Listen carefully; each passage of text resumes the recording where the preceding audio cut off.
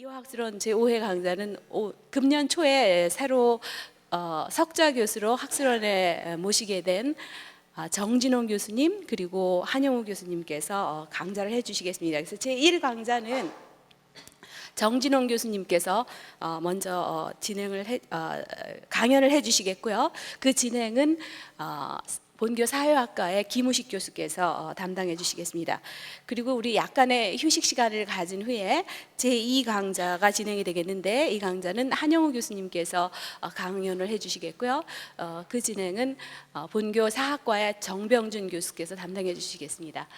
이 두 강좌가 다 진행이 되는 동안에 여기 모이신 여러분들께서 아주 좋은 시간 가지시기를 기대하겠습니다. 그럼 먼저 사회학과의 김우식 교수님께서 나오셔서 사회를 계속 진행해 주시기 바랍니다.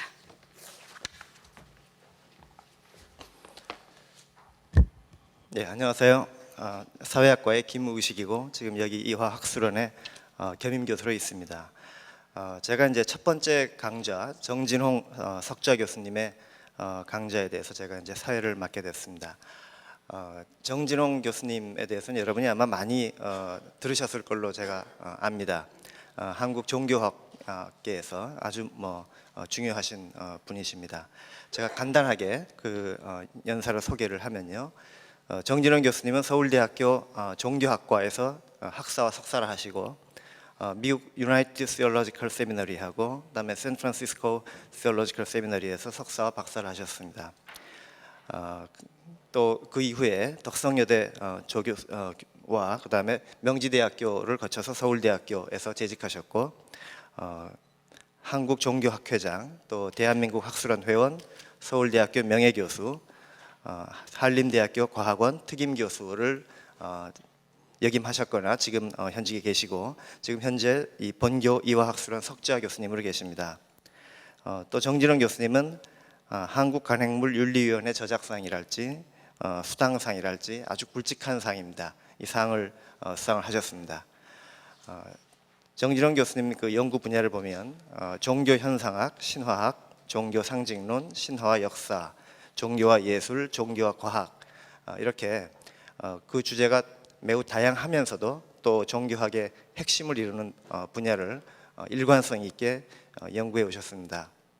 그 결과 많은 연구물을 내셨는데 여기 지금 그 여러분 보시다시피 소개된 이 저서들은 여러 저서 연구 저작물 중에 극히 일부분에 불과하지만 하지만 이 종교학 소설에서부터 시작해서 이 많은 책들은 다 그 이후에 젊은 학자들에게 큰 영향을 미쳤고 우리 많은 사람들에게 종교학에 대해서 또 종교 문화를 어떻게 볼 것인가에 대해서 좋은 길잡이가 되고 있습니다. 이제 소개를 제가 마치고 우리 정진홍 교수님께서 종교 읽기와 종교 짓기, 종교 연구의 미로라는 제목으로 강연을 해주시겠습니다. 박수로 맞아주시기 바랍니다.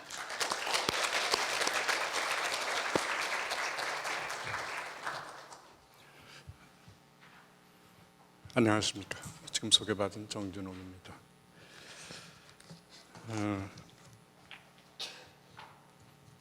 아까 이제까지 강좌를 해주신 분들을 소개해 주셨는데 참 잘못 줄을 섰다 하는 생각이 듭니다. 그런 분들 뒤에 선다는 게 참 두렵고요. 자신이 없고 그렇습니다. 또 오늘 강좌 이름이 학문의 나래를 펼치다 그렇게 되어 있는데 제가 오늘 말씀드리려고 하는 것은 학문의 나래를 접을 수밖에 없다고 하는 절박한 고백을 해야 될 것 같은데 나래를 펴다 그래서 또 겁이 나고 그렇습니다.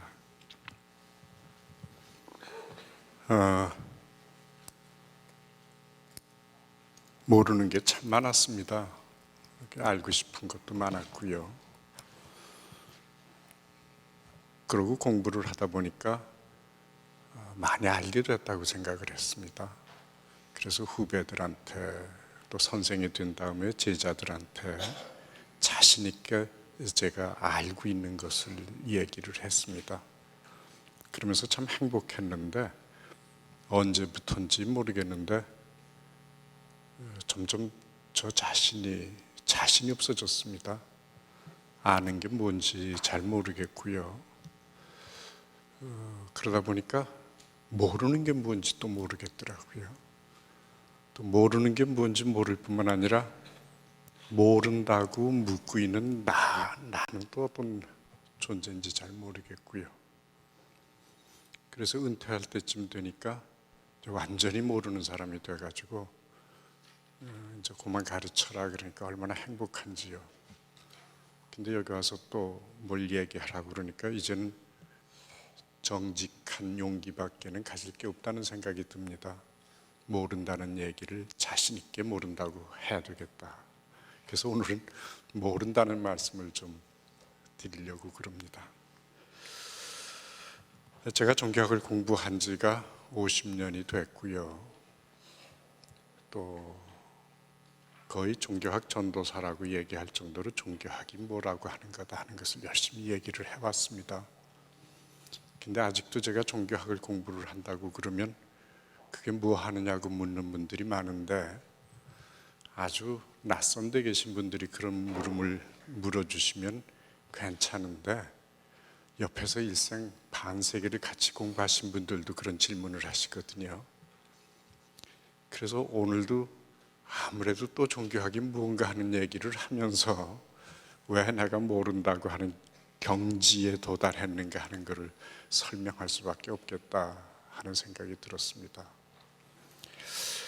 제가 모른다고 하는 거 여러 가지로 말씀을 드릴 수 있을 텐데요. 간단히 말씀드리면 그렇습니다. 안다고 하는 게 인식 주체가 있고요. 인식 객체가 있고요. 그럼 뻔한 거죠. 모르는 내가 있고요. 모르는 대상이 있고요. 그러니까 묻는 거죠. 조금 더 얘기를 한다면 대상에 바짝 붙어 있으면 모르는지 아는지도 모르고 지나가는데 나한테서 떨어져 있는 어떤 대상, 보이는 대상, 정말 그 모르는 때가 참 많죠. 보이기 때문에 늘 부닥치고 겪어야 되는데 근데 모르는 거죠. 그러니까 묻는 거죠. 그랬을 적에 우리는 당연하게 어떤 생각을 하느냐 하면 물음 주체도 모르는 내가 있으니까 분명하고 물음 객체도 내가 모르는 대상이 저기 있어 내 물음을 유도하고 있는데 얼마나 분명한가.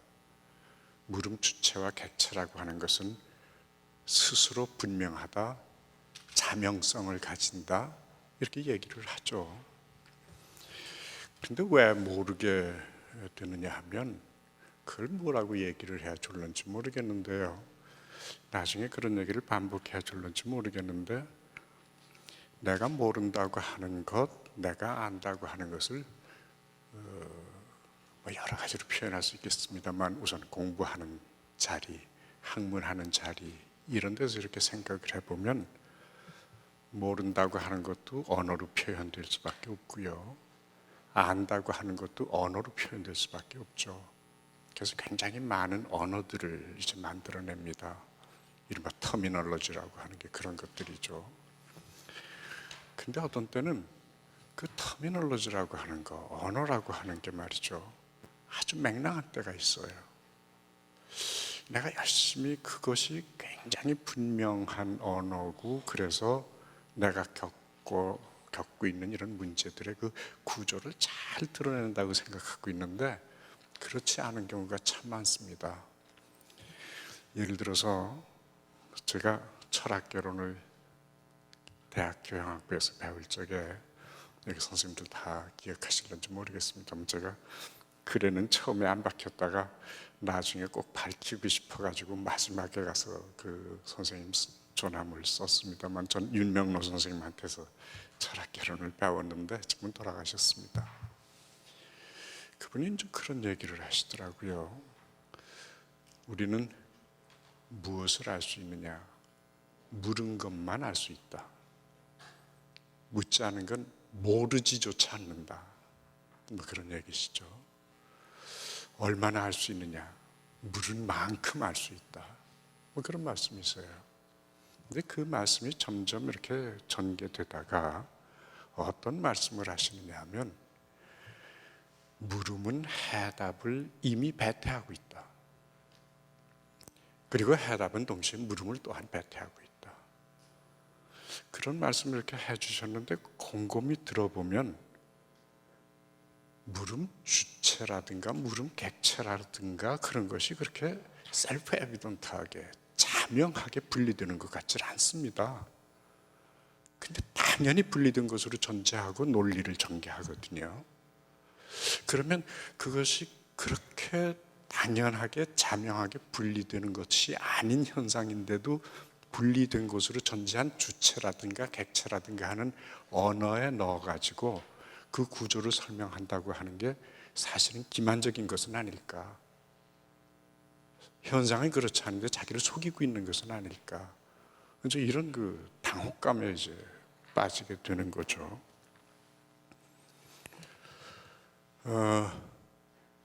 그러니까 이제 그 다음에는 전부 모르겠어요. 내가 쓰고 있는 일상적인 언어, 그 개념의 정확성, 자명성, 내가 그렇게 그 개념을 사용하면서 신뢰했던 의식적이지 않더라도 아주 일상화되어서 일상적인 그저 운율처럼 내가 이렇게 타고 흐르던 그런 것들이 전부 무의미해지는 것 같은 이제 그런 생각이 들고요. 여러분들이 다 잘 아시다시피 남을 속일 수는 있는데 자기는 속이지 않는다고 생각하실지 몰라도요. 자기를 사람들이 제일 많이 속입니다. 그리고 내가 나를 속였다고 느껴질 적에 가장 비참하거든요. 학문도 마찬가지입니다. 그렇게 그런 개념어들이 다 혼란스럽게 되면 내가 나를 속이고 있다고 느껴지면서 굉장히 자학적이게 됩니다. 뭔가 내가 잘못 살은 것 같고요. 학문이라고 하는 것 자체는 개념적인 명료성, 논리적 일관성 그런 것들로 다 다듬어져야 되지만 그러나 학문을 충동한 것은 인간의 그런 것으로 설명할 수 없는 실존적인 어떤 모티브들입니다. 그렇기 때문에 내 실존적인 모티브와 같이 가지 않는 지적 전개라고 하는 것은 그 의미 없는 거죠. 지적 호기심이 학문은 절대로 아니라고 생각을 합니다. 이제 그런 자리에서 내가 나를 속이고 있다고 생각하면 아주 절망적이게 될 수밖에 없는 거죠. 종교학을 처음에 시작했던 분들이 제가 느끼는 그런 문제에 부닥쳤던 것 아닌가 하는 생각이 듭니다. 다 아시는 얘기겠습니다만 종교 학사를 장황하게 서술하려고 그러는 것은 아닙니다. 그러나 조금은 좀 이렇게 더듬어 보면서 제 얘기를 이끌어가야 할 것 같은데 제가 눈이 나빠가지고 안경을 썼는데도 잘 안 보입니다. 그래서 이렇게 들고 얘기를 하겠습니다. 메모한 거를요. 종교학을 처음 시작한 분들이요. 예를 들면 종교학사에서 종교학이란 말을 제일 먼저 쓴 사람이 막스 밀러라고 그럽니다. 여러분들은 종교학의 비조라고 하는 개념으로 막스 밀러를 이해하는 게 아니라 도이처 리베를 쓴 사람으로 기억할는지 모르겠습니다. 독일인의 사람, 그 저자 바로 그 사람입니다. 그 아버지가 빌헤름 슈미트, 슈벨트의 빌헤름 밀러 슈미트의 슈벨트의 가사를 쓴 사람이고요. 아무튼 그렇습니다. 그분이 1867년에 처음으로 종교학이란 말을 썼는데 이분은 독일 태생이지만 영국에서 일생을 보냈습니다. 그리고 영국을 얼마나 좋아하고 독일을 싫어했느냐 하면 왜 우리한테는 겨우 꾀테밖에 없고 섹스피어 같은 사람이 없느냐 그런 얘기를 해야 할 정도였습니다. 영국에 이렇게 살던 사람인데 그런데 이상하게요. 이분이 언어학을 전공을 한 사람인데 신화를 공부를 했습니다. 이제 바빌로니아 학파라고 얘기를 하는데 근데 그 신화학을 공부를 하면서 종교에 대한 관심을 가졌죠. 종교라고 그때 일컬어진 그때 문화적인 맥락에서 그 당대 의식에서 종교라고 일컬어진 현상에 대해서 새로운 관심을 가졌습니다. 언어학자 입장에서 신화학을 공부하는 입장에서요. 그러면서 어떤 것과 부닥치게 되느냐 하면 물론 그 개인의 인사이트만이 작용했다고 생각하지는 않습니다. 당대 문화적인 에토스가 같이 그런 지적 충동을 이제 만들어냈겠죠. 그런데 어떤 얘기를 하고 있느냐 하면 그런 얘기를 합니다. 언어학을 공부를 하니까 다른 문화권의 언어하고 연결해서 이제 공부를 할 수밖에 없고요. 신화를 공부를 하다 보니까 주데오 크리스천 트래디션이라든가 뭐 히랍의 신화라든가 이런 것만 할 수 없고 다른 쪽의 신화를 공부하게 되는데 이분이 특별히 공부한 게 이제 그 베다를 아주 철저하게 공부를 했습니다. 근데 그쪽 공부를 하면서 보니까 아주 쉽게 얘기를 하죠. 굉장히 비슷한 게 많은 거예요. 자기가 경험하는 자기 문화권 속에서의 전통이 지닌 종교에서 이야기하는 것과 굉장히 유사한 겁니다. 어떤 때는 베다에 대한 찬양을 얼마나 지독하게 했느냐 하면, 지독하다는 표현은 좀 어폐가 있습니다만, 주데오 크리스천 트래디션이 가진 어떤 것보다도 우월하다고 얘기를 했습니다. 그냥 감격을 한 거죠. 그런 것을 이렇게 느껴가면서 유사한 것, 이걸 어떻게 할까? 이걸 어떻게 내가 수용했으면 좋을까 하는 생각을 한 거죠.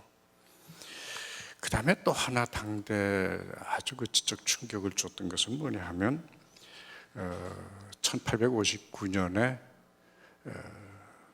다윈의 그 종의 기원이 이제 발간이 됐죠. 그러니까 이 사람이 1867년에 종교학이라는 말을 썼는데 그 6년 전인가요?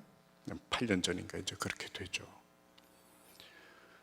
근데 당대 그 인텔렉츄얼스들이 가지고 있었던 관심은 진화의 법칙이라든가 진화의 현상에 대한 연구가 아니라 다윈이 얘기하는 기원이라고 하는 개념에 아주 그 날카로운 관심을 가졌었습니다. 기원에 관한 거예요.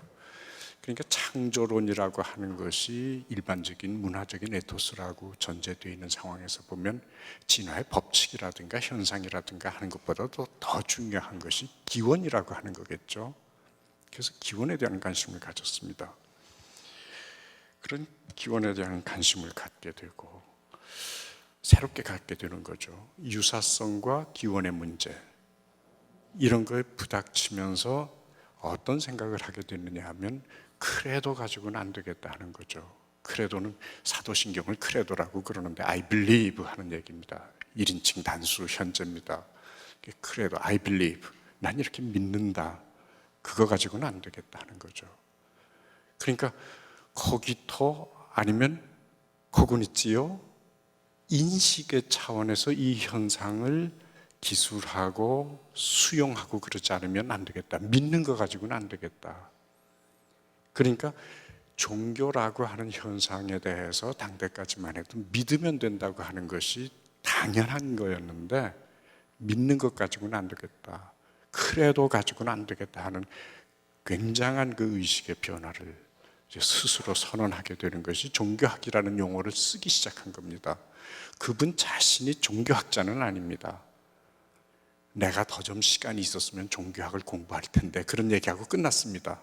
그런데서 종교학사에서는 이분이야말로 종교학을 시작했다 하는 얘기를 하는데, 이상하게도 영국에서 지냈으면서도 종교학이라는 말을 쓸 적에는 Religionswissenschaft라는 말을 썼습니다.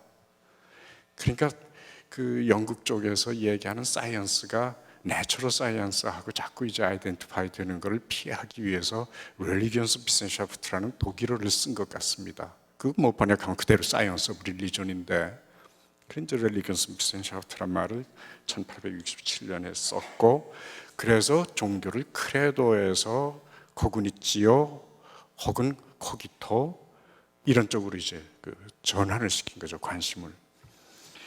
그 다음에 이분의 그 다음에 쭉 이제 종교학이 전개되면서 Religionswissenschaft로 우리가 어떻게 얘기를 하면 좋을까 하는 데서 이제 여러 가지 얘기가 나왔습니다. Scientific Study of Religion 이렇게 얘기하는 게 좋겠다.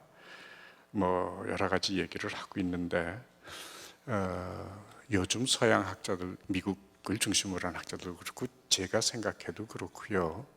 오히려 아카데믹 스타디 오브 릴리전 이렇게 얘기하는 게 오히려 편하지 않을까. 그래서 신학 혹은 종교, 우리식으로 얘기하면 경학 이런 거하고 구분하는 그런 그 개념으로 이해하면 좋지 않을까 하는 겁니다.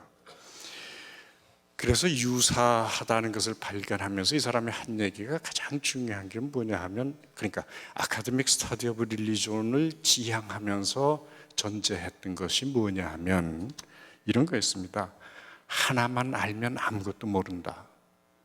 이 사람의 가장 기본적인 그 경구가 그겁니다. 하나만 알면 아무것도 모른다. 그러니까 다른 것도 다 알아야 된다.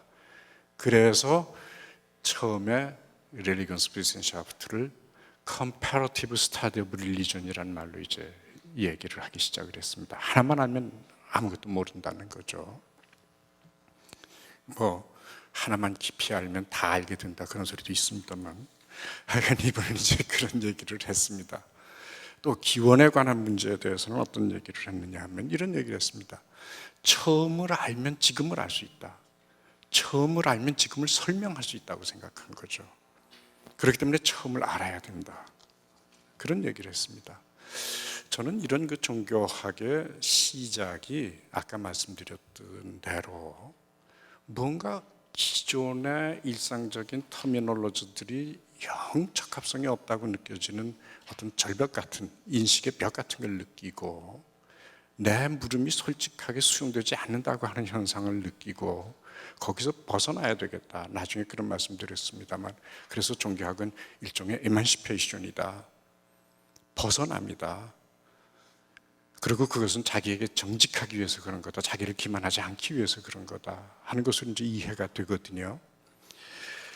그래서 이제 그런 쪽에서 이제 이런 문제를 제기를 하면서 나오는데, 그걸 또 다시 언어라고 하는 입장에서 얘기를 한다면 그 유사성을 설명할 수 있는 적합한 언어가 없는 거죠.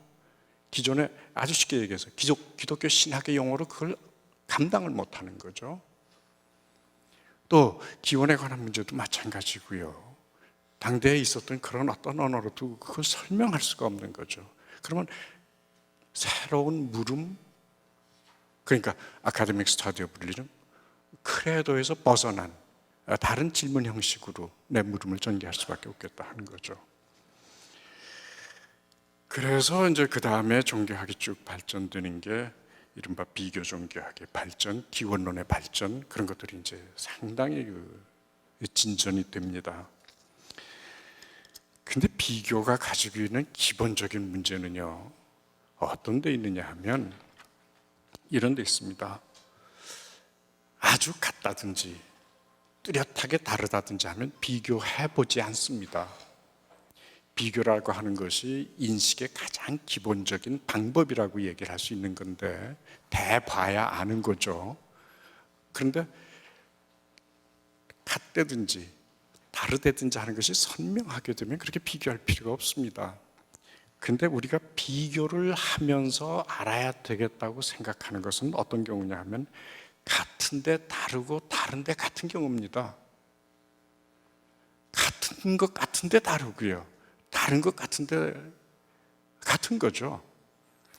그렇기 때문에 비교라고 하는 건 처음부터 대단히 모호할 수밖에 없습니다. 그 방법으로서의 완결성을 지닐 수가 없습니다. 대상 자체가 모호하니까요.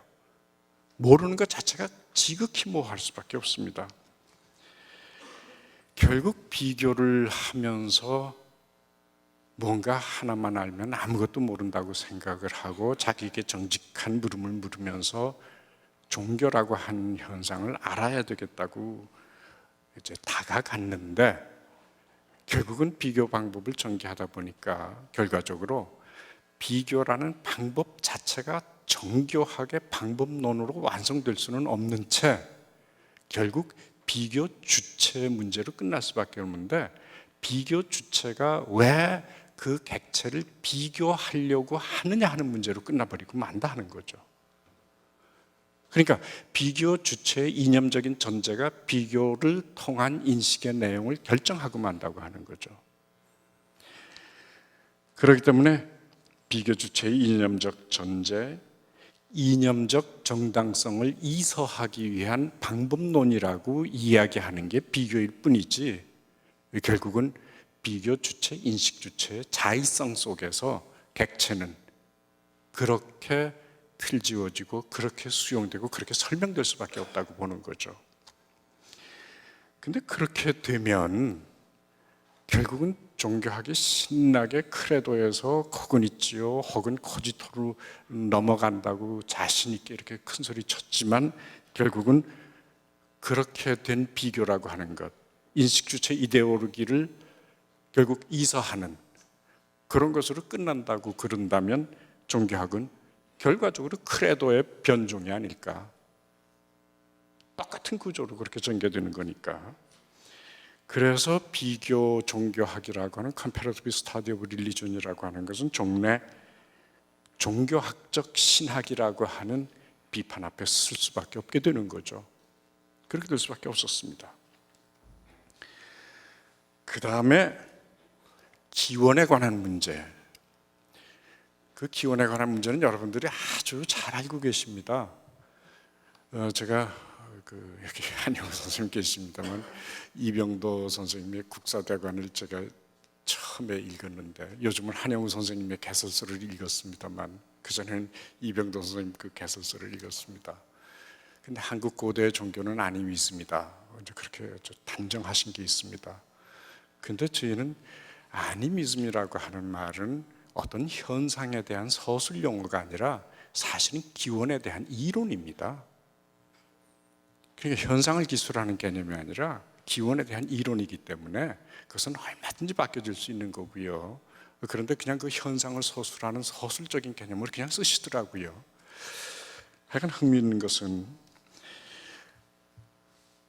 살아있는 원시를 통해서 처음을 실증적으로 확인할 수 있다고 생각을 한 겁니다. 근데 긴 말씀 짧게 한다면, 살아있는 우리와 동시대의 원시라고 하는 개념, 그것이 가지고 있는 문제예요. 그래서 전제와 방법의 착종이라고 얘기할 수 있는 현상이 이제 전개가 됩니다. 살아있는 원시가 반드시 원시일 까닭은, 크로놀로지컬하게 원시일 까닭은 없죠. 동시대를 사니까요. 그래서 인류학에서 얘기하는 컬처럴 레그라고 하는 말도 우리가 상당히 비판적으로 재분석하고 사용해야 되지 않을까 하는 그런 문제가 생깁니다. 중요한 것은 기원을 얘기를 하면서 기원은 실증할 수 없다고 하는 사실입니다. 기원 이전에 있어야 기원을 실증을 할 텐데, 처음 이전에 올라서야 처음을 실증을 할 텐데, 처음 이전이라는 건 또 처음이 처음이니까요. 처음 이후만 있을 뿐인데 처음 이후에 처음을 실증할 수는 없는 거다. 그렇다면 기원이라는 건 뭐냐? 형이상학적인 전제거나 이데올로기적인 전제일 수밖에 없다. 그러니까 처음은 이랬을 거다 하고 자기 하고 싶은 얘기 한다 하는 거죠. 그게 기원론의 그 실상 아닌가. 그러니까 실증과 추증은 다르다고 하는 거죠. 추증이 잘못됐다는 얘기가 아니라 추증을 실증으로 잘못 판단하면 문제가 생기지 않는가. 그래서 기원에 대한 얘기가 어느 쪽으로 갔느냐 하면 크로놀로지컬하게 생겨지는 그런 문제에 부닥치면서 결국 기원을 알자고 하는 것은 뭐냐? 본래 바탕을 알자고 하는 건데 그걸 본질이라고 그려보자. 그래서 기원의 문제가 실증될 수 없다고 하는 한계에 부닥치면서 종교학은 본질에 관한 탐구 쪽으로 이제 방향을 바꾸게 되죠. 그때 종교가 가장 얘기를 많이 한 것이 뭐냐면 거룩하다고 하는 성이라고 하는 개념입니다. 세이크리드라고 얘기했든 하일리게라고 얘기를 했든 상크투스라고 얘기를 했든 무언가 비일상적인 것, 뭔가 일상을 넘어서는 역사 속에 해쳐지지 않는 어떤 본질이라고 하는 것이 있는 것 아닐까. 그렇다고 그래서 종교학자들이 플라토식으로 그 이데아를 찾듯이 그렇게 한 건 아닙니다. 형이상학적인 전제로서 찾는 것이 아니라 성이라고 하는 것을 서술범주로 디스크립티브 카테고리 안에서 다듬은 거니까 경험을 추상화해서 거룩한 거라고 이름 붙여 이걸 본질이라고 하자고 한 거죠. 근데 흥미로운 것은 그겁니다. 결국은 그렇게 된다면 비교를 통해서 결국 종교학적 신학에 도달하고 만 것처럼 기원을 찾는 것이 본질의 탐색 이런 과정을 거치면서 결국은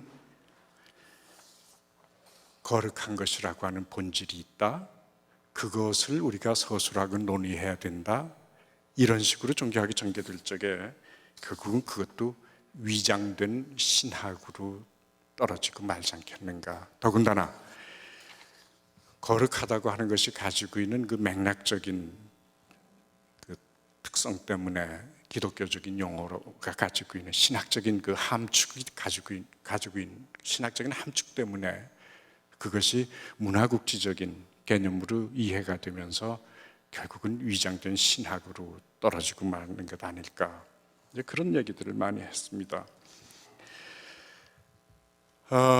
그러면서 종교학은 처음에 출발했던 그 당당함, 정직함, 대담함 이런 것들에서 벗어나지 못한 채 또 다른 아까 말씀드린 크레도의 변종으로 자기를 굳히고 마는 것 아닐까 하는 그런 그 학문적인 그 전개 과정을 거칩니다.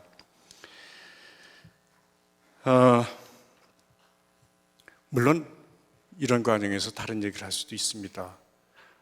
불교, 기독교, 유교, 도교, 이슬람교 우리가 구체적으로 얘기하는 종교들이 있지 않는가? 그 종교들에 대한 논의가 치밀하게 전개가 되고 있는데 왜 그걸 종교학이라고 여기지를 않고 그런 것들을 다 비켜나가면서 크레도에서 거기토로 넘어간다고 그러면서 그걸 배제하느냐? 그건 종교 현상을 수용하는 것 아니지 않느냐 하는 거죠. 이런 거에 대해서 종교학은 그렇게 대답을 합니다. 왜 안 하느냐? 우리도 한다. 그러나 신학이 하는 것처럼 하지는 않는다. 불교학이 하는 것처럼 하지 않는다. 유학이 하는 것처럼 하지 않는다는 거죠. 간단하게 얘기를 하면 그렇습니다. 유학자가 유학을 하는 것은, 불교학자가 불교학을 공부하는 것은 그것이 아카데믹 스타디 오브 릴리전이 아니라 결국은 유교를, 불교를, 도교를 더 강화하고 심화하기 위한 학문이다. 그러니까 그것은 학문이라기보다는 크레도를 강화하기 위한 방법이다 하는 거죠. 그렇기 때문에 그런 개개 종교의 학문들이 가지고 있는 기본적인 로직이라고 하는 것은 토톨로지라고 보는 거죠. 동어반복이라고 보는 거죠. 이렇게 물어도 저렇게 물어도 계속 그 소리인데 시대에 따라서 언어가 좀 달라질 뿐이지 토톨로지에 지나지 않는다. 그런데 토톨로지는 신념의 강화는 이룰 수 있어도 인식의 지평을 확장하지는 못한다고 보는 거죠. 그게 동어반복의 한계라고 보는 거죠. 그렇기 때문에 우리가 종교학을 얘기하는 그런 거죠. 우리가 기독교를 이야기할 적에는 토톨로지컬하게 하지는 않을 거다. 이른바 크리티컬 어세스먼트를 할 거다. 그래서 저는 가끔 그럽니다. 그야말로 공부, 자기를 닦는 그거는 해도 아카데믹 스터디는 아니지 않은가. 그래서 아주 죄송합니다. 아주 죄송한데 예를 들어서 기독교 신학자들의 모임, 유교학자들의 모임, 그것은 아카데믹 소사이어티가 아니라 우리말로 하면 숙모회.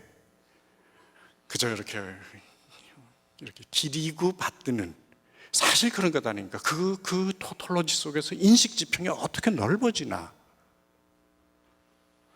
그러니까 종교학은 그 토톨로지를 데이터로 삼아야 되는 것 아닌가.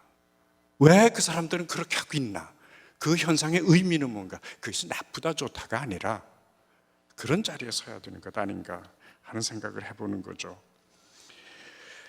그렇기 때문에 그 개개 종교의 교학 이런 것들을 우리는 일단은 이런 입장에서 우리 속에 수용하는 게 아니라 그런 현상을 진지하게 다가가기는 하더라도 그런 식으로 공부하지는 않겠다고 하는 거죠.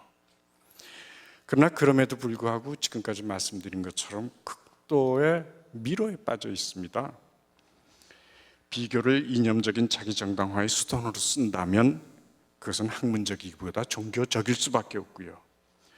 경험에서 추론된 개념이 실제를 추구하는 데 쓰인다면, 실제를 주조하는 데 쓰인다면 그것도 역시 학문적이기보다는 종교적일 수밖에 없는 것 아닐까 하는 거죠. 여기에서 종교학이 가지고 있는 아주 흥미로운 문제가 생깁니다.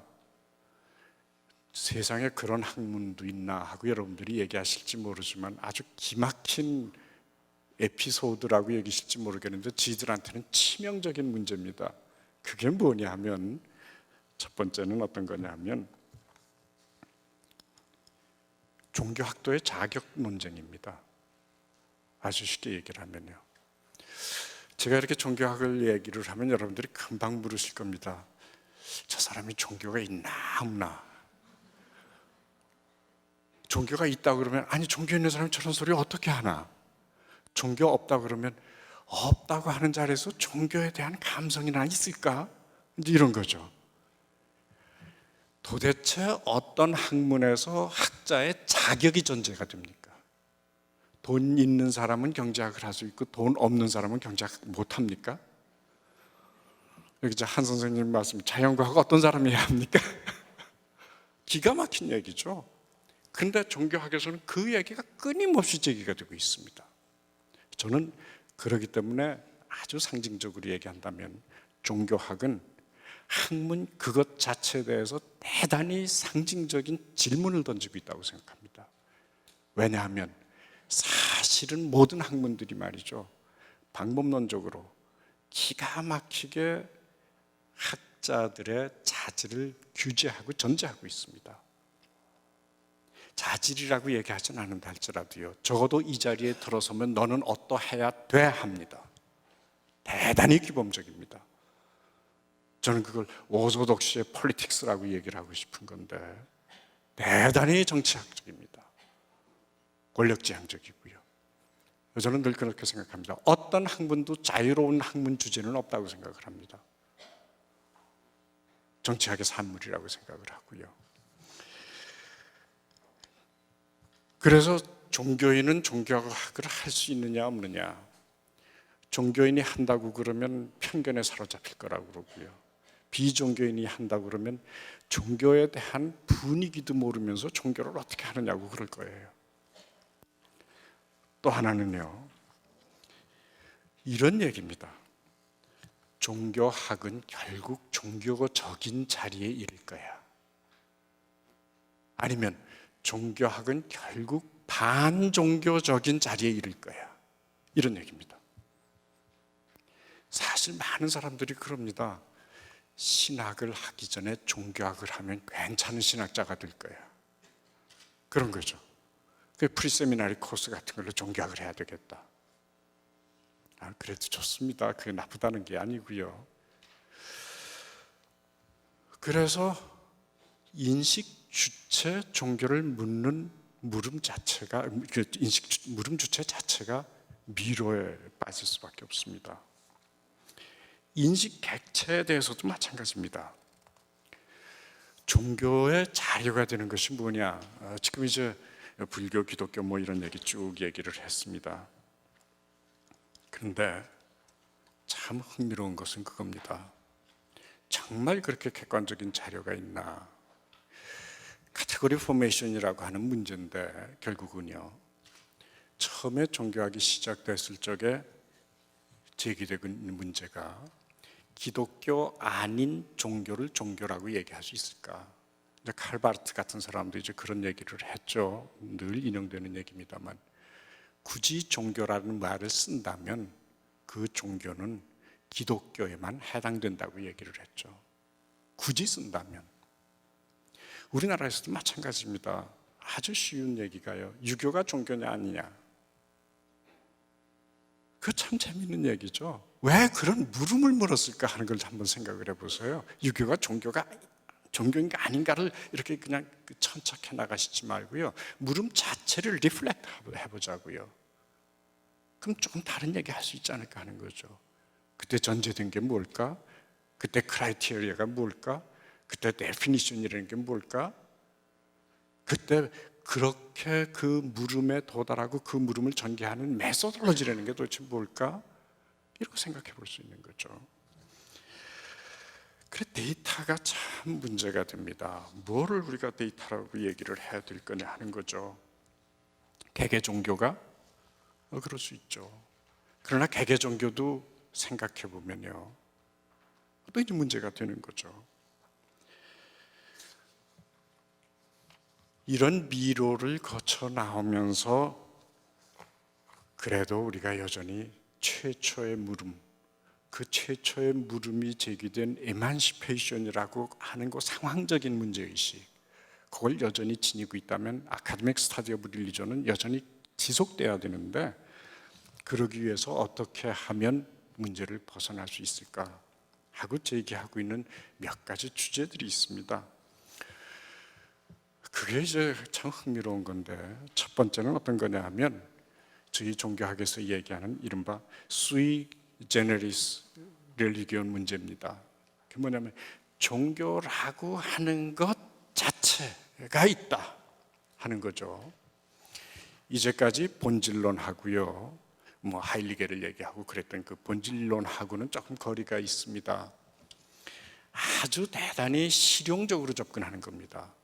일단 종교라고 하는 것을 있다고 생각을 해보자. 그래서 거기서 얘기할 적에 어떤 경험을 추상화한 어떤 문화적인 맥락에서 특정한 경험을, 어떤 특정한 문화적인 맥락에서 인간의 경험을 개념화한 거룩한 성이라고 하는 개념을 버리고 릴리조시티라고 하는 말을 씁니다. 종교성이라고 하는 얘기를요. 그럼 뭔가 있을 거단 말이죠. 아주 실용적으로요. 하여간 뭐가 있으니까 우리가 연구를 해야지. 있어야 연구를 하는 거지. 그걸 릴리조시티라고 해보자 말이죠. 그리고 그거를 디스크립티브 카테고리로 얘기해야지 온톨로지컬 카테고리로 전제하면 안 될 거다. 그래서 그런 차원에서 뭐가 있다고 생각하고 그걸 릴리조시티라고 얘기를 하자. 근데 릴리조시티라고 하는 것은 사실 그렇게 전제됐을 적에 적어도 디스크립티브한 카테고리지만 우리가 접근할 적에는 히스토리컬한 걸 봐야 될 거다. 역사를 넘어선 것, 역사하고 상관없는 걸 봐야 될 거다. 릴리조시티라고 하는 거는. 그래서 종교학이라는 건 뭐냐? 릴리조시티에 대한 히스토리컬 히스토리오그래피다. 반역사적 역사 기술이다. 이런 식으로 이제 우리가 접근하면 어떨까? 그래, 그거 굉장히 좋다. 이제 그런 그 동의를 하는 친구들이 있습니다. 그래서 릴리조시티를 찾자. 근데 릴리조시티를 찾자고 하는 그 캠프 안에서 또 다른 이제 이견이 나오고 있습니다. 그러나 그건 또 다르게 보면 팬텀 오브젝티비티다. 그거 이상하게 만들어 놓은 거 아니냐? 실제가 아니지 않느냐? 리얼리티가 아니지 않느냐? 그런 거죠. 그러면서 이른바 수이제너리스 그 논쟁이 벌어지는데, 여기에서 현대 종교학자들은 어떤 얘기를 하느냐 하면 그런 얘기를 합니다. 팬텀이면 어떠냐 하는 거죠. 마구 얘기를 하면요. 그러면서 이런 얘기를 합니다. 종교라고 일컬어진 전제된 자료는 없다. 있다면 스칼라리 크리에이션, 학자들이 만들어 놓은 종교라는 개념이 빚어내는 어떤 현상이 있을 뿐이다. 학자들이 만들어내는 거다. 세계 종교라는 것도 어떤 거냐? 월드 릴리존이라고 하는 거예요. 그 마스자와라고 하는 일본 출신의 어떤 서양 그 종교학자가 굉장히 그 치밀하게 월드 릴리존이라는 말이 어떻게 해서 등장했는가 하는 걸 분석한 책이 있는데, 그것도 인벤트된 거다. 사실은 학자들이 인벤트한 거다. 또 매커천 같은 사람들은 어떤 얘기를 하냐면 아예 그런 얘기를 해요. 종교학자들이 하는 일이란 뭐냐? 종교를 매니팩처하는 거다. 그래서 나쁜 거냐? 아니다. 그렇게 했을 적에 비로소 종교학은 자기 현상을 가지게 되고 자기 언어를 가지면서 종교 현상을 설명할 수가 있다. 그렇게 되는 거다. 이제 그런 얘기를 합니다. 시간이 다 지나가서 어떻게 빨리 얘기를 해줄지 모르겠습니다만, 그런데 아주 흥미로운 거는요, 이런 자리에서 보면 어떤 얘기를 할 수 있느냐면 종교라는 것을 빚어냅니다. 학자들이요. 실제 있는 것, 내가 종교요, 나를 좀 인식하시오 하고 기다리는 현상을 우리가 찾아가는 게 아니라 아예 종교라는 걸 만들어내고 만들어낸 그 주체 자리에서 그 언어를 통해서 종교를 이해하고 설명하고 그러는 거죠. 빚어냅니다. 근데 빚어내서 종교 현상만 있게 하는 게 아니라 빚어내고 그리고 빚어낸 현상을 읽어나갑니다. 해석하고 의미 부여하고요. 그런데 또 하나 재미있는 것은 어떤 거냐 하면 이른바 해석학이라고 하는 현상학적인 해석학이 하고 개념적인 차이가 있을 수밖에 없습니다만 허메네틱스라고 하는 또 다른 그 흐름이 이제 등장을 합니다. 그 출구의 모세구리요. 거기서는 릴리지오시티가 문제가 아니라 더 적극적입니다. 인간이라고 하는 것은 본래 호모 렐리기오수스라고 얘기를 합니다. 본래 호모 사피엔스처럼 종교적인 인간이다. 그렇기 때문에 휴먼 프락시스 자체가 종교 현상이라고 얘기를 합니다. 인간이 하고 있는 모든 것이 종교적인 거다. 사람들이 종교라고 이름 붙인 것만 종교적인 것이 아니라 인간이 종교적인 존재이기 때문에 만약에 의식의 현상이라고 이렇게 환원시켜서 얘기를 한다면 의식의 현상 전체가 종교적이다. 그래서 인간의 삶의 현상, 휴먼 프락시스 자체를 인터프리트하고 거기에 의미 부여를 하고 그런 것이 결국 종교학일 수밖에 없다. 그러니까 인간의 휴먼 프락시스는 전부 읽어야 할 텍스트다. 그래서 이제 해석학을 이제 전개를 하는 거죠. 그러면서 해석은 무한한 과정이다 말이죠. 그러나 그렇다고 자의에 빠지자는 얘기가 아니라 텍스트의 구체성이 해석의 무한성을 제한한다고 하면서 이른바 현실의 그 해석을 이제 가해 나갑니다. 근데 여기서 재밌는 게 뭐냐 하면 읽겠다고 대드는데 결국은 읽어 나가는 과정 속에서 종교를 빚어내고 마는 거죠. 결국 이런 의미를 부여를 하면서 이게 종교다 하는 얘기를 하게 되는 거니까요. 결국 이런 과정을 거치면서 종교학은 그대로 사실을 서술을 해야 되겠다고 생각하면서 사실을 만들고 있고요. 사실을 만든다고 그러면서 사실을 해석하고 있고요. 극도의 혼란 속에 빠져 있습니다. 그런 흐름들이요, 두 개가 흐르다가 이렇게 같이 모이면 괜찮은데 아주 세류, 비유컨대 세류로 흘러가 가지고요, 같이 모여가지고 거대한 늪을 만들었습니다. 그래서 이 속에서 헤어나면서 처음에 얘기했던 아카데믹 스타디 오브 릴리전, 자기에게 정직한 물음을 어떻게 물을 수 있느냐 하는 거가 아주 혼란스럽게 돼버리고 말았습니다. 종교학은 처음에 그렇게 소박하게 시작을 합니다. 특정 종교의 자기 주장의 논리를 따라서 그것을 반영하는 학문은 아니다. 그게 이제 엔타이 도그마티즘입니다. 특정한 학문이 자기 학문의 분야를 설명하면서 그 부수 현상으로서 종교를 얘기하는 그런 입장과는 다르다. 그걸 엔타이 리덕셔니즘이라고 얘기를 합니다. 그런 자리에서 출발을 했는데 결국은 이 지경에 이르고 보니까 네오 리덕셔니즘, 네오 도그마티즘에 빠지게 되고 마는 거죠. 그래서 이제는 상당히 심각한 문제에 봉착하면서 출구를 모색하고 있는 건데, 저는 지금 우리가 부닥치고 있는 이런 그 늪에 빠진, 종교학의 늪에 빠진 현상, 그거를 혼효라고 표제화하고 싶습니다. 여기 최재천 선생님 와 계신데 통섭이라는 말을 찾으시려고 얼마나 애쓰셨을까. 근데 저는 혼란이라는 말을 안 쓰고 혼효라는 말을 쓰느라고 굉장히 애를 썼습니다. 저는 최진선 선생님하고 한번 논쟁을 해야 될 것 같은데 늘 그런 생각을 합니다. 통섭은 웰트안샤웅이 아닐까, 세계관이 아닐까. 근데 그거보다는 조금 다르게 혼효는 방법론을 찾지 못해가지고 그냥 이렇게 손 놔버린 그런 상태라고 자꾸 이해가 되거든요. 그래서 저희는 이런 생각을 하고 있습니다. 종교학이요, 서둘러 마쳐야 되겠는데 너무 시간을 많이 썼습니다. 하나의 예를 들어서 설명을 드리죠.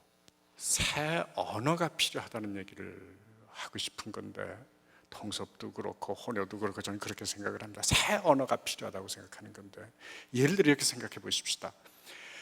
하나의 종교를 얘기해도 괜찮은, 상대적으로요, 그런 시대가 있었습니다. 그때 그 하나의 종교를 이야기하던 언어가 발전됐습니다. 근데 지금은 종교가 하나가 아니라 여럿인 것만은 틀림없습니다. 그런데 여전히 종교가 여럿인 문화 속에서 하나의 종교를 얘기하던 언어로 얘기를 하고 있습니다. 그때 하나의 종교라고 하는 것은 인식의 언어가 아닙니다. 인식을 배신하는 언어가 됩니다.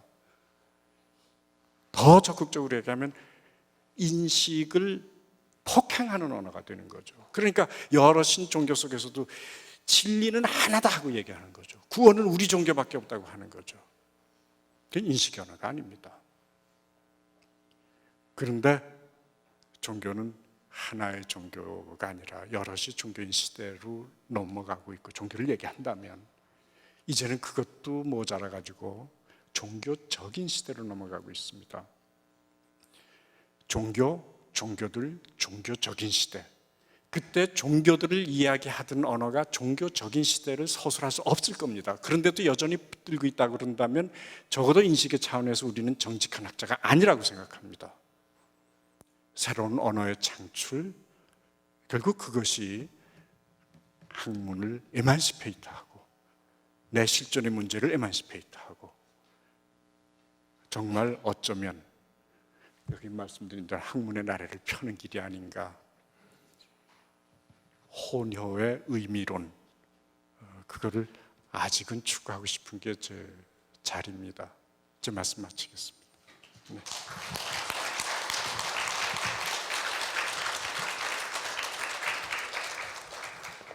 예, 말씀 감사합니다. 정진홍 선생님 강의는 제가 학교 다닐 때도 강의를 잘하시기로 유명했습니다. 근데 오늘 들으니까 그때보다 더더욱 더 말씀 잘하시는 것 같습니다. 예, 감사합니다. 저희가 지금 시간이 별로 없습니다만 아주 그 중요한 주제를 또 미로와 출구와 또 혼효와 같이 이렇게 잘 연결되는 그러한 제목을 붙여서 말씀해 주셨습니다. 여러분 질문이나 논평하실 것이 있을 것 같은데, 네, 말씀해 주십시오. 선생님 말씀을 이해하는 차원에서 선생님 지금 종교를 빚어낸다고 얘기하셨는데, 그래도 자꾸 이해가, 실제로 종교학 이전에 종교가 있었다면 종교학이 있는 종교를 어떻게 빚어내나 하는 생각이 좀 들어서 조금 설명을 해주시면 좋겠다고 느껴져서요. 기독교를 예를 들어서 기독교가 어떻게 빚어졌는가 하는 거 좀 다시 좀 구체적으로 설명을 한번 짧게나마 한번 해주시면 어떨까 싶습니다. 글쎄요, 그건 뭐 어떻게 말씀드려야 될지 모르겠습니다만 그 상대적인 것 같습니다. 지금 문제는요, 종교학의 문제는 하나만 있다면 종교학이 생겨지지 않았을는지도 모르겠습니다. 그야말로 크레도적인 자리에서 그냥 만족할 수 있을 것 같습니다. 그렇기 때문에 하나의 종교만 있다면 그 종교가 형성된, 지금 우리가 말하는 종교죠, 그 종교가 형성된 문화 역사적인 맥락을 그냥 서술하면 될 것 같습니다. 근데 다른 것과 부닥치면서 그 인식이 벽에 부닥칠 적에는 다른 얘기를 할 수밖에 없지 않을까. 거기서 만족할 수 없으니까. 바로 그런 자리에서 생겨진 문제이기 때문에 글쎄요. 네. 네.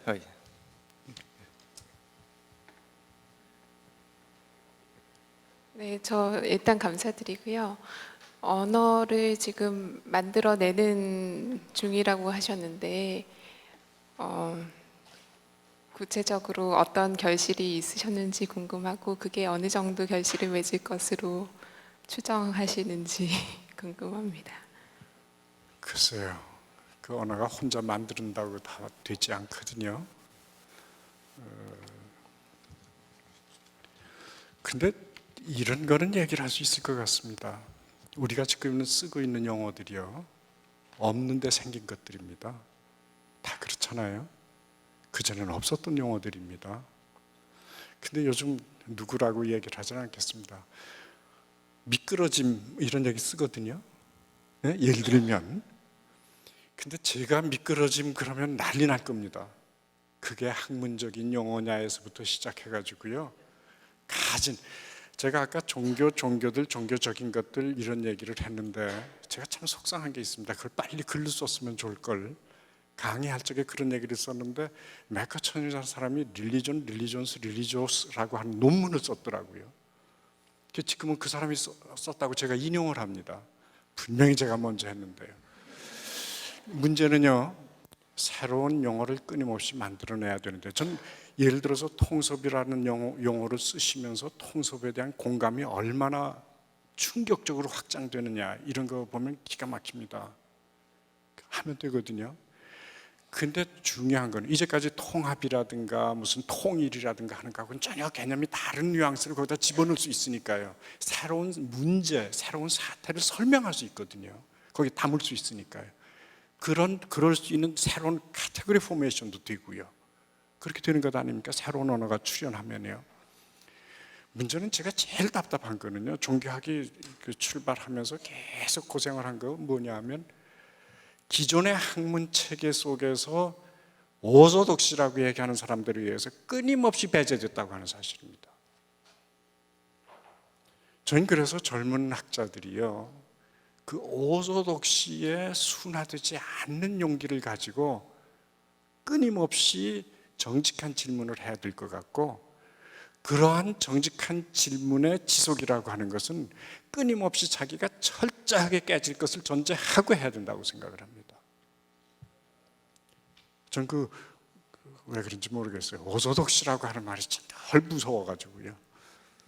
그래서 그런 것만 없으면 의외로 우리는 새 언어를 가지고 새 누리를 얘기를 할 수 있을 것 같습니다. 그러니까 대담하게 해보시기 바랍니다. 그리고 또 우리가 죄송합니다. 이렇게 얘기를 하다면 그 영어로 뭐라고 그래? 그러죠. 네? 그런 것도 좀 벗어나고요. 우리말 가지고 그냥 이렇게 좀 잘 좀 해보고요. 죄송합니다. 저는 아직 만드는 게 없습니다. 여러분들이 해주셔야 할 일인데 해주신 다음에 깨질 걸 각오하시고 하시기 바랍니다. 깨져야 됩니다. 네, 또 질문하실 분 이제 한 분만 더 하실 수 있을 것 같습니다. 네. 선생님, 저는 질문이라기보다는요, 그냥 선생님 말씀하시는 걸 들으시면서 사실은 제가 다 이해했는지는 모르겠지만 저는 음악학을 하는 사람입니다.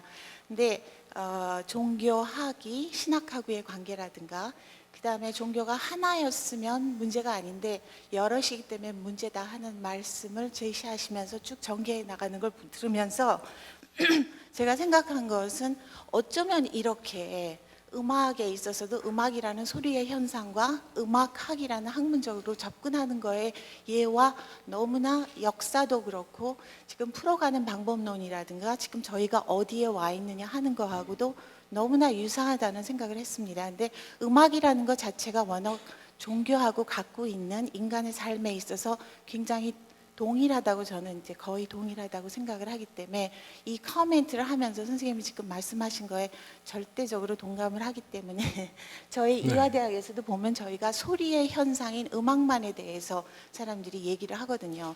그다음에 그것의 현상을 들여다보는 음악학에 대해서는 너무 인식이 없는 가운데 선생님께서 50년 동안 내가 종교학을 했는데 아직도 종교학이 무엇인지 설명을 해야 된다는 것에 대해서 제가 너무나 동감을 하면서 꼭 말씀을 드리고 싶어서 죄송하게도 커멘트를 합니다. 네, 감사합니다.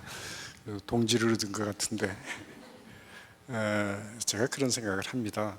아까 오소독시 얘기를 했습니다만 그것이 무의미한 거 아닙니다. 그만큼 의미가 있고 존재 의미가 있기 때문에 그만한 파워를 가지고 힘을 가지고 존치됐을 겁니다. 그걸 무시하고 싶지는 않습니다. 그러나 문제는 때로 그런 것들이 정직한 물음을 억제하게 되는데 그 정직한 물음은 의외로 오소독시 한쪽에서 나오는 게 아니라 다른 쪽에서 나오는 것 같습니다. 종교학도 그렇고요. 거대한 신학의 흐름 속에서 다른 소리 내는 거고요. 음악학도 아마 거대한 음악의 연주의 역사 뭐 이런 것 속에서 빠져나온 걸 거고요. 그런 것들이 상호 유기적으로 협조하면서 새로운 인식 지평을 넓혀가야 살만한 세상이라고 생각이 됩니다. 그러나 그렇게 낙관하지는 않습니다. 언제나 이단 재판은 있었던 것이 종교사의 역사입니다. 네, 말씀 감사합니다. 오늘 이 종교를 어떻게 볼 것인가에 대해서 많은 그 좋은 도전이 되는 질문을 던져주시고 또 좋은 출구 어떤 방안을 또 제시해 주셨습니다. 좋은 말씀 해주신 우리 정진홍 석재 교수님 감사합니다.